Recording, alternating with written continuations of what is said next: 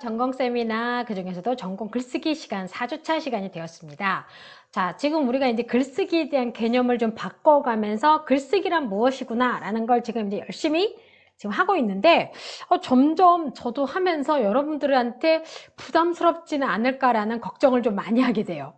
왜냐하면 이게 지금 이제 글이라는 것은 상대방이 어떻게 느끼느냐를 생각하면서 글을 쓰게 되는데, 지금까지 우리의 그 글쓰기 교육은 어떤 나만의 생각을 쓴다기보다는 좀 뭔가에 맞춰지고 규격화되고 정형화된 그런 글쓰기 이제 공부들을 많이 해왔단 말이에요. 특히 이제 이과생들 같은 경우, 여러분들 이공대생들이잖아요. 이공대생들 같은 경우는 또 이 글쓰기라는 것들에 대해서 또 그렇게 흥미있거나 생각하지 않은 경우들이 많은데, 여러분들이 이제 글쓰기에 대한 개념을 많이 바꿨다고 했지만 지금 이것에 대한 것은 주로 연구 주제라든가 보고서 쓰는 것 위주로 많이 설명이 되어 있어요. 여러분들한테는 사실 이런 게 지금은 내가 무슨 뭐 석사 박사를 할 것도 아니고 무슨 무슨 연구 논문을 쓰지? 무슨 주제를 쓰지? 이렇게 생각하는데, 이것이 다 글쓰기의 어떤 토대가 될 수 있다고 말씀드릴 수가 있어요. 즉, 회사 내에서도 뭔가 보고서를 써야 되거나, 여러분 근데 우리가 이 보고서라는 건요 꼭 어떤 아카데믹한 상황에 있는 사람만 쓰는 게 아니에요. 그 말씀드렸죠. 건설사에서 수주를 따기 위해서도 내가 뭔가를 하겠다라는 걸 보고서를 내야 되고, 하다못해 회사에서 나의 퍼포먼스를 쓸 때 내가 얼마큼 일을 잘해왔고 내가 얼마큼 회사를 위해서 이바지했는지를 쓸 때 그것조차도 여러분들이 그 주제에 맞게 잘 써야 되는 그런 것들이 있기 때문에 그런 것에 생각을 뻗쳐 나가는데 도움을 주는 기본적인 역할을 한다라고 여러분들이 생각해 주시면 될 것 같습니다. 자, 이제 4주차에 이제 글쓰기 과정에서 일단은 무엇을 쓸 것인가? 제목이 틀렸어요. 무엇을 쓸 것인가예요. 제가 요 밑에부터 제가 여기부터 고친 거죠. 요거를 먼저 고쳐야 되는데, 진짜 무엇을 쓸 것인가?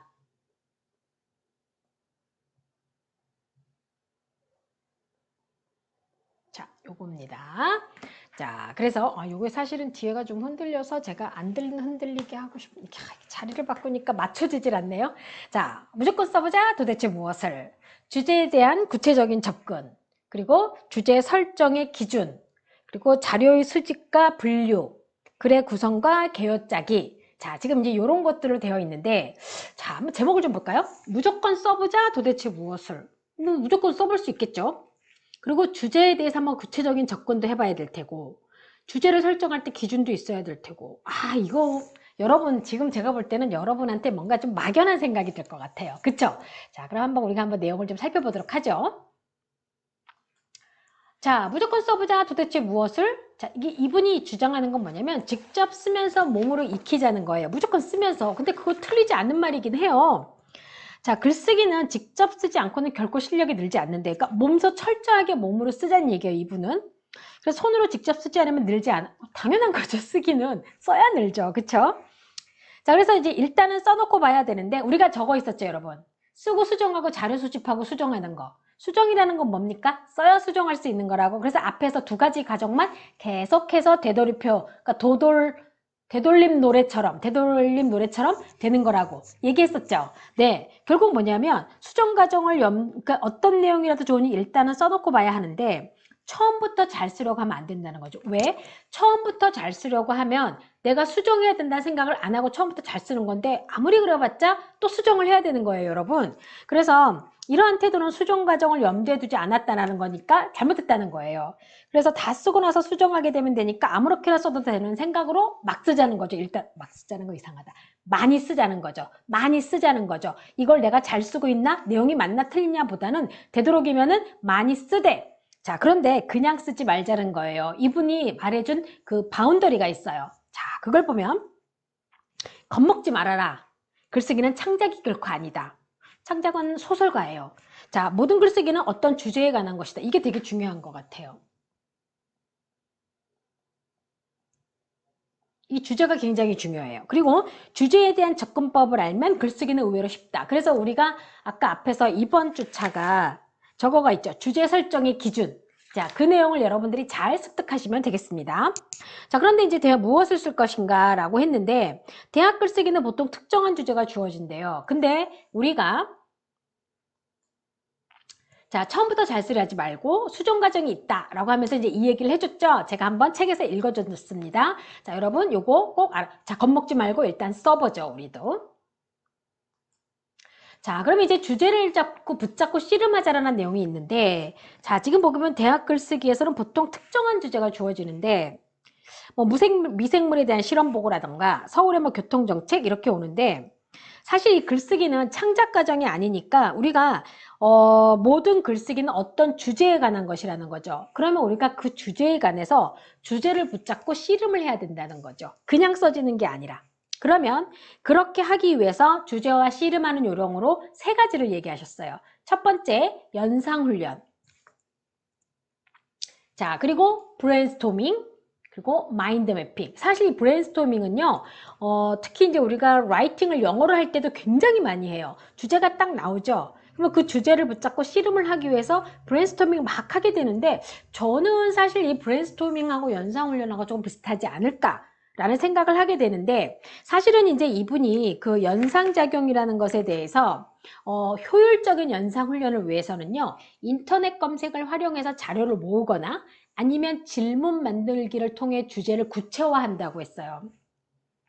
자, 이게 무슨 얘기냐면 연상작용은 글쓰기에서 매우 기본적인 발상법이다. 그래서 이 밖에 연산훈련을 훈련을 응용한 아이디어 발상에는 브레인스토밍하고 그 다음에 마인드 매핑이 있는데, 자, 요게 사실은 여기에 좀 하부 구조로 들어간다고 할 수가 있겠죠.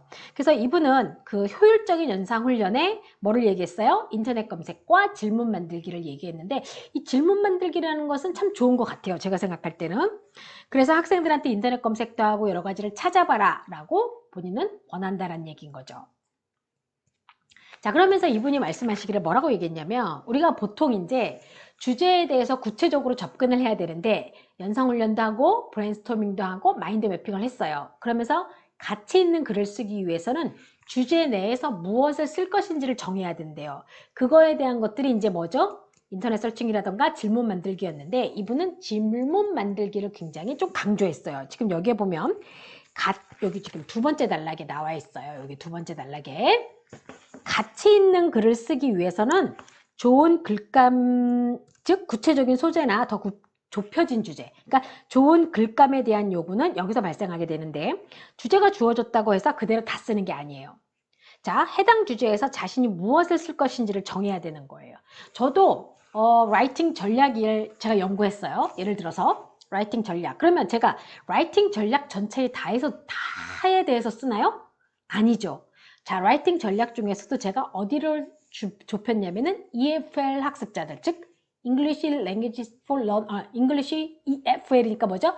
English as a Foreign Language. 자, 영어를 외국어로서 배우는 학생들을 대상으로 좁혔어요. 자, 그런 다음에 또 어디로 좁혔습니까? 대한민국의 학생들로 좁혔어요. 또 대한민국의 대학생들로 좁혔어요. 또 그 중에서 대한민국의 영어를 잘하지 못하는 평범한, 그냥 영어에 대해서 그저 그렇게 그러니까 실력을 그저 그렇게 해서 라이팅을 하는 학생들로 좁혔습니다. 자, 주제가 지금 라이팅 전략이라는 것이 가장 큰 거였고, 근데 그걸 그렇게 하면 안 되잖아요. 줄여야 되잖아요. 그쵸? 자, 그러면서 저희는 연구 질문이라는 걸 만들었어요. 진짜로. 그래서 과연 학생들은 자기의 성격 타입에 맞춰서 글쓰기에서도 전략에서 차이를 보이는가, 아니면 계획하기, 글쓰기, 수정하기 과정에서도 차이를 보이는가, 그러니까 이런 식으로 질문을 만들었죠. 아, 이거 논문 쓰는 건데. 자, 그리고 그 질문에는 이미 해답이 들어있어요. 왜? 저는 차이가 있다고 생각하고 질문을 만들었거든요. 물론 아닐 수도 있겠지만. 자, 이렇게 질문 만들기가 이분은 굉장히 중요하다고 했어요. 그래서 이렇게 제가 질문 만들기에 줄 쳤죠. 자, 요것들을 이제 여러분들이 알아두시는데, 여러분들 한번 내가 쓰려고 하는 주제에 대해서, 제가 이번 주차는 사실 내가 써보고자 하는 거에 대한 주제를 한번 자유롭게 생각해 보라고 제가 뒤에다가 이제 제시를 할 거거든요. 자, 여러분, 그러면 질문도 만들어 보시고, 그 질문에 이미 해답이 있는 것도 있을 수 있을 테고, 한번 특정 주제에 대해서 한번 여러분들이 생각해 보실 필요가 있어요. 그리고 질문에는 이미 해답이 들어있다는 거죠. 왜? 내가 생각하고 질문을 만들거든요. 자, 그럼 이제 좋은 연구 질문의 요건들이라는 게 있어요. 먼저, 자기 자신의 관심이 큰 거여야 돼요. 저는요, 사실은 라이팅 전략을 연구하던 사람인데, 제가 이제 여러분 학교에 오면서 무슨 생각을 했냐면 이 온라인 학습에 대한 그 뭐랄까 관심이 높아진 거예요. 그래서 그런 것에 관련해 가지고 제가 이제 관심만 막연하게 있었지 이게 정말 제가 연구할 만큼의 가장 큰 관심은 아니었던 거예요. 그래서 그거를 가지고 논문을 작년에 쓰는데 좀 힘들더라고요. 많이 힘들었어요. 그래서 그 어플라이 하려고 했던 데드라인보다 더 늦춰서 어플라이를 하게 됐어요. 공부를 더 해야 돼가지고. 굉장히 힘들었습니다. 자, 그래서 그리고 연구 질문이 잘 안 나오는 건 거죠. 그래서 결국 그 리뷰어가 뭐라고 썼냐면 1번하고 2번하고 질문이 똑같은 것 같다. 특히 영어 같은 경우 어휘 선택을 잘해야 되거든요. 그런 이제 제가 코멘트를 받아서 다시 또 수정을 해서 했죠. 자, 필자 자신의 관심이 큰 거, 저 이거 강조합니다. 주제와 관련성이 높아야 돼요. 자, 내가 연구 질문을 쓰거나 뭔가를 또 내가 쓰고자 하는 게 있을 때 내가 생각하는 주제랑 관련성이 높은 걸 써야 되는데 간혹 쓰다가 보면 주제랑 관련이 없는 걸 언급할 때도 있어요. 아니면 그냥 돌려서 말할 수도 있고요. 구체적인 관찰의 바탕을 둔 것, 구체적인 관찰의 바탕을 두지 않으면 또는 여러분들이 인터넷 검색을 해서 여러 가지 관련된 AI에 관련된 여러 가지 정보를 확인한다고 칩니다. 그런데 내가 구체적인 정보가 없는 상태에서 글을 쓰려고 그러면 연구 질문이 나오겠어요? 안 나오겠어요? 안 나오죠. 자, 그 다음에 논의 대상들 사이의 관계를 드러낼 수 있는 것. 즉, 저 같은 경우 그 사람의 학습 스타일과 글쓰기 전략 사이에 영향을 준다. 학습 스타일이 글쓰기 전략에 영향을 준다. 그래서 학습 스타일이 뭐 예를 들어서 활동적이고 적극적인 사람은 플래닝, 계획하기 위해서 훨씬 더 많은 집중을 한다. 뭐 이런 식으로 제가 어떤 사이의 관계를 드러낼 수 있는 것. 즉 연구 질문은 그런 게 나오는 겁니다. 또는 A와 B의 관계가 서로 연관이 있다. 또는 A는 B에 영향을 준다. 그러니까 이런 식으로 해서 서로 관계를 드러낼 수 있는 게 필요합니다. 그러면 주요 쟁점과 관련이 깊은 것. 이거는 사실 제가 생각할 때 주제와 관련성이 높은 것이라는 것과 일치한다고 봐요. 다른 사람의 흥미와 논쟁을 유발할 수 있는 것. 즉 우리가 다른 사람이 쓴 보고서라든가 이런 것도 재밌어야 되거든요. 즉 대신 내가 재미를 느낄 수 있는 거는 나의 관심사가 큰 거죠. 자, 그러면 여러분 연구 질문을 만들고 내가 글을 쓸 때 나의 관심사가 있는 부분을 선택을 했고 주제 질문도 만들고 다른 사람의 흥미와 논쟁을 유발할 수 있는 거라고 생각했어요. 그러면 관련 자료를 많이 찾겠죠? 즉 내가 흥미 있는 부분에 대한 관련 자료 찾기도 훨씬 더 수월하답니다. 자, 분석을 통해 결론을 도출할 수 있다. 그러면 내가 이제 분석을 해서 결론을 도출을 하게 되는 그런 주제를 써야 돼요. 저희 같은 경우 특히 실험을 할 때 내가 이제 연구 질문을 만들었어요. 근데 그거를 연구할 수 있거나 실험할 수 있는 대상이 없으면 소용이 없어요. 그래서 많이들 버리기도 한답니다. 그래서 즉 내가 연구할 수 있고 실험할 수 있는 대상과 장소를 고려해서 또 연구 질문을 만들게 돼요. 단 거기에 또 나의 관심사가 있어야 되는 거죠. 명확한 개념으로 하셔야 돼요. 이게 글을 쓸 때 상대방이 읽었을 때 명확하게 전달이 자꾸 애매모호하게 전달이 되면 안 된다는 얘기입니다. 자, 그리고 새로운 형태의 주장을 띠는 거. 뭔가 임팩트가 있어야 된다는 얘기가 되는 거죠. 근데 이런 거 찾기 쉽지는 않아요. 자, 여러분 연구 질문의 조건인데 저는 여러분들이 앞으로라도 글을 쓸 때 그러니까 이런 거에 관점을 두고 여러분들이 보고서를 쓰거나 뭔가 한다면 조금은 그래도 남들보다 나은 글이 되지 않을까 저는 이런 생각이 듭니다. 저 이거 아주 중요하다고 생각해요. 주제 설정의 4가지 기준. 자, 이게 지금까지 했던 거하고 거의 요약이라고 할 수 있어요. 주제의 범위가 요번 거는 좀 내용이 좀 많아서 제가 좀 요약으로 좀 많이 했어요. 주제의 범위가 좁아야 되죠. 항상 구체적이고 명료해야 돼요. 이건 당연한 거죠. 자신이 잘 알고 있거나 관심이 많은 분야일 것. 제가 말씀드렸죠. 저도 제가 약간의 관심만 가지고 논문을 쓰니까 너무 안 되더라고. 글쓰기가 훨씬 수월하죠. 그래서 제가 박사 논문 쓸 때 쓰고 나서 3달 사이에 소논문이라고 해요. 저희가 저널에 내는 거를 3달 사이에 3편을 썼어요. 그거는 있을 수 없는 일이거든요. 원래 1년에 한 편 쓰는 건데 미친 듯이 썼어요. 2~3시간 자고. 근데 제가 너무도 잘 알고 있는 내용이었고 늘 쓰던 내용이었고 영어도 또 늘 쓰던 표현이었기 때문에 늘 이렇게 매번 연습하도록 제가 이제 준비가 되어 있으니까 빨리 썼던 건 거죠. 자, 이렇게 알고 있거나 관심이 많은 분야인 거 쓰는 게 참 좋을 것 같아요.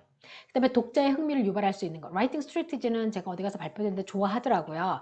그리고 자기 만족적인 글이 되지 않기. 가끔 저도 써놓고 나서 나 이게 너무 잘 쓴 것 같아 이러는데 남들이 보면 이게 뭐예요? 이렇게 할 수도 있죠. 자, 독자에게 유익함을 줄 수 있는 것. 도움이 돼야 되겠죠, 결과가. 그래서 새로운 관점으로 독자에게 유익함을 줄 수 있는 것. 이게 주제 설정의 4가지 기준이 되겠습니다. 자, 그런데 여러분들한테는 이게 어쩌면 조금은 동떨어진 느낌이 들 수도 있어요. 하지만 여러분, 내가 회사를 다녀요. 자, 그런데 보고서에 뭐에 관련된 보고서를 쓰라고 했어요? 되도록이면 내가 잘할 수 있는 분야의 글을 쓰는 거죠. 그 보고서를 쓰는 거죠. 자, 여기서 말한 독자는 상사, 윗사람들이라던가 같은 동료라던가 회사 내의 사람들이 되겠죠. 자, 내가 써놓고 나서 만족하지 마세요. 피드백도 필요하고 더 수정하고 결국은 계속 수정하는 과정이 필요하죠. 처음부터 글을 잘 쓰려고 할 필요가 없다고 했죠. 자, 그러면서 상대방이 읽었을 때, 동료가 읽었을 때, 회사 사람들이 읽었을 때, 상사가 읽었을 때 이거 괜찮은데? 라고 하는 유익함을 줄 수 있는 보고서를 쓰는 거. 자, 요렇게 여러분들이 생각해 보면 여러분들한테 도움이 된다고 생각될 것 같아요.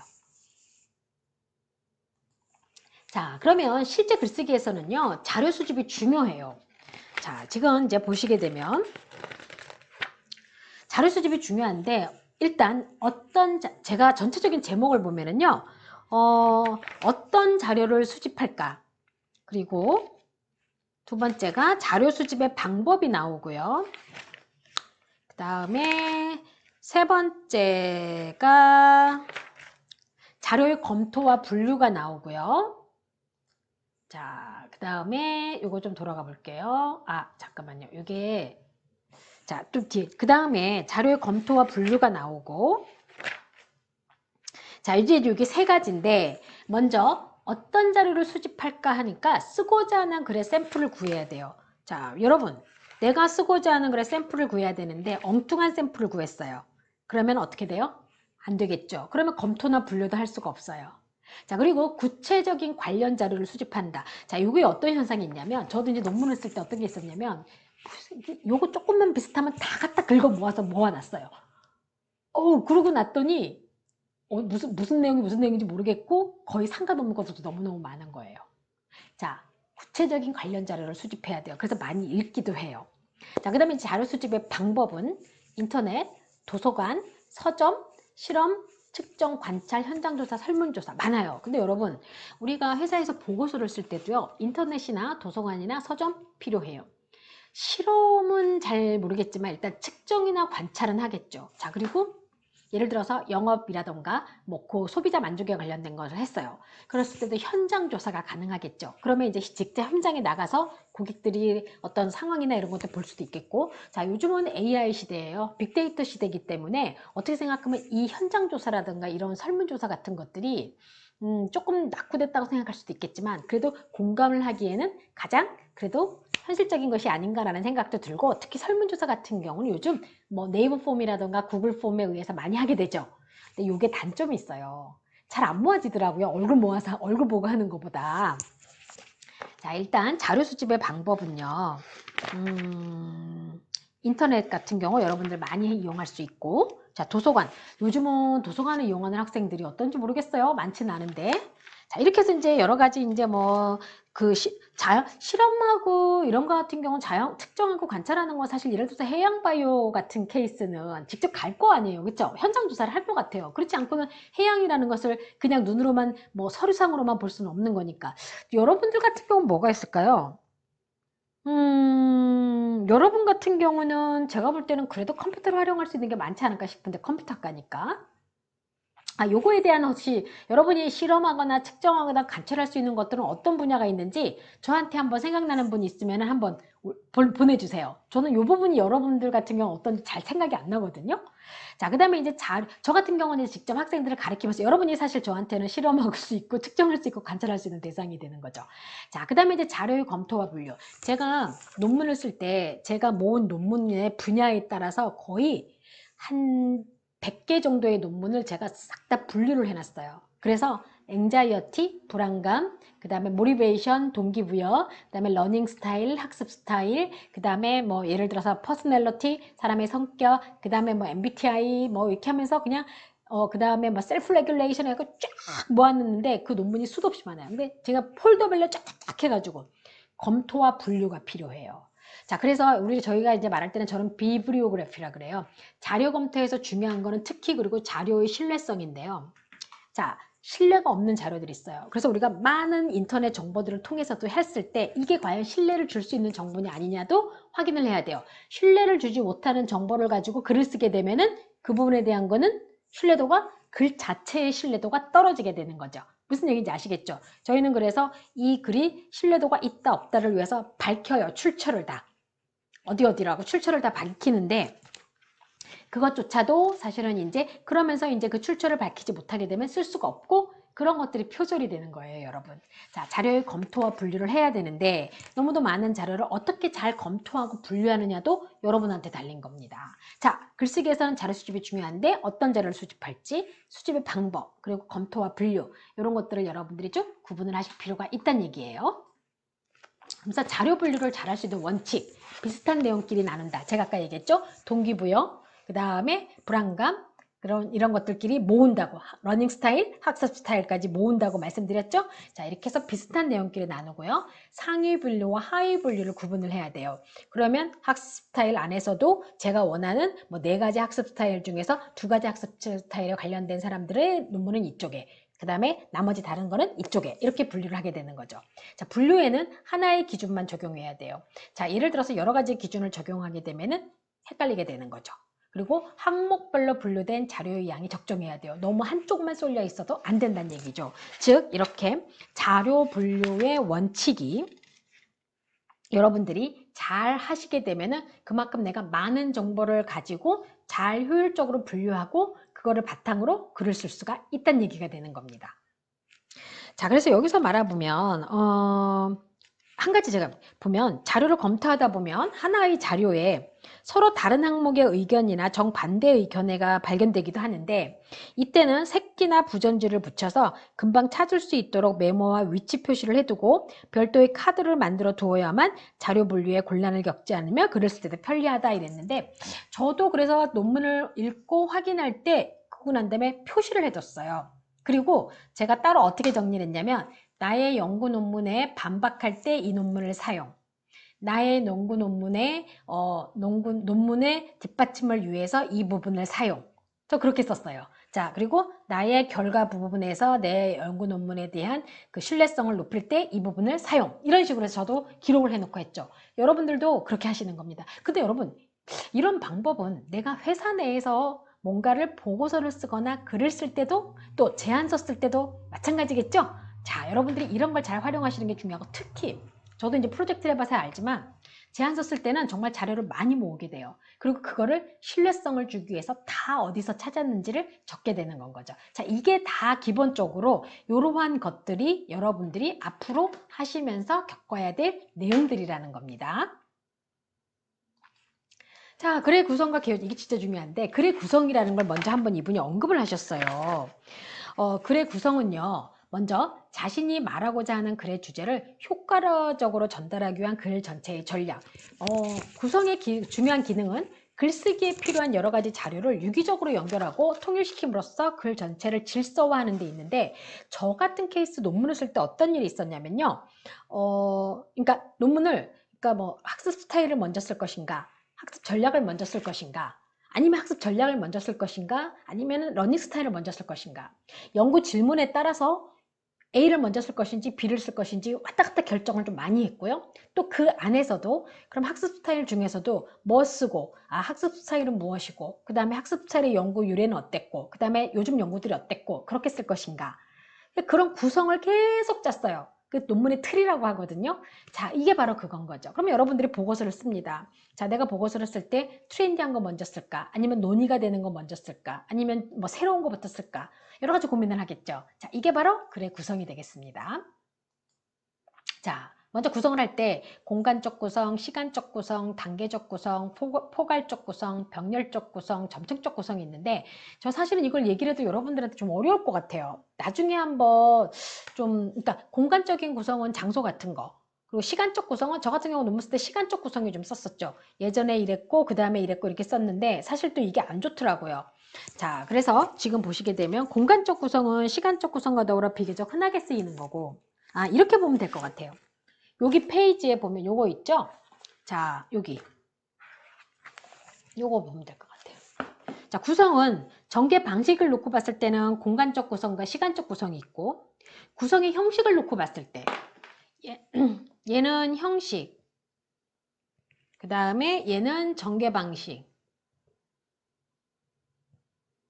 자, 이렇게 기준이 된다라는 거죠. 그래서 단계적, 포괄적, 병렬적, 점층적 이런 부분이 되어 있는 거니까 공간적 구성은 뭐 여기서 예를 들면 동아시아, 중근동, 유럽, 북미, 한국, 중국, 일본 이렇게 되는 거고요. 시간적 구성은 이제 보통 얘기한 대로 뭐 제1기, 제2기, 3기, 태동기, 성장기 뭐 이런 거니까 별로 어렵지 않죠. 아침, 점심, 저녁. 자, 그 다음에 단계적 구성은 크게 뭐 서론, 본론, 결론, 뭐 도입, 전개, 결말 이런 걸 이제 단계적 구성이라고 하는 거고요. 포괄적 구성은 이번 주에 왜냐면 제가 주제를 정하라고 했어요. 그리고 나서 이 구성도 정하라고 할 거예요. 나중에. 자, 그러면 이게 지금 뭐냐면 이제 그러면서 포괄적 구성은 자신이 주장하고자 하는 핵심적인 내용을 어디에 놓느냐에 따라 나누는 구성 형식이에요. 즉 두 갈씩이냐 아니면은 뭐 양갈씩이냐 미갈씩이냐 이걸 얘기하는 거고요. 병렬적 구성은 말 그대로 그냥 이렇게 나열이에요. 똑같이.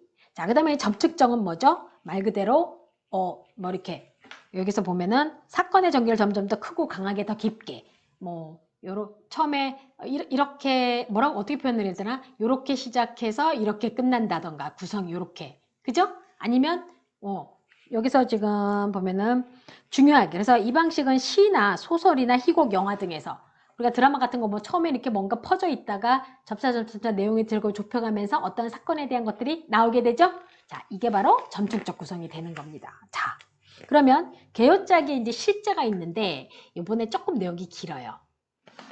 구성에서 잡아놓은 기본적인 틀에 어떤 내용을 채울 것인지 결정하는 거죠. 자, 구성 잡았어요. 나 단계적 구성, 나 포괄적 구성, 그리고 그 안에 어떻게 내용을 채울 것인지. 주제문도 작성하고 자료도 확보하고 자료에 분류를 하고 아까 이거 있었죠? 글 쓸 때 이게 중요하다고 했었죠? 자, 그래서 이렇게 해서 채워넣는 겁니다. 여러분, 내 안에 있는 내용을 자세히 본다기보다는 이 기본 틀만 알아두세요. 그리고 일단 주제를 정하고 저랑 같이 하나씩 할 겁니다.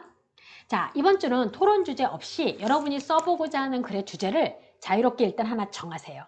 그리고 구성도 어느 정도로 할까 미리 한번 예상해 보세요. 자, 글을 올리지 않아도 돼요. 일단 주제 없이, 토론 주제 없이 그냥 여러분이 써보고자 하는 글의 주제를 자유롭게 생각해 두세요.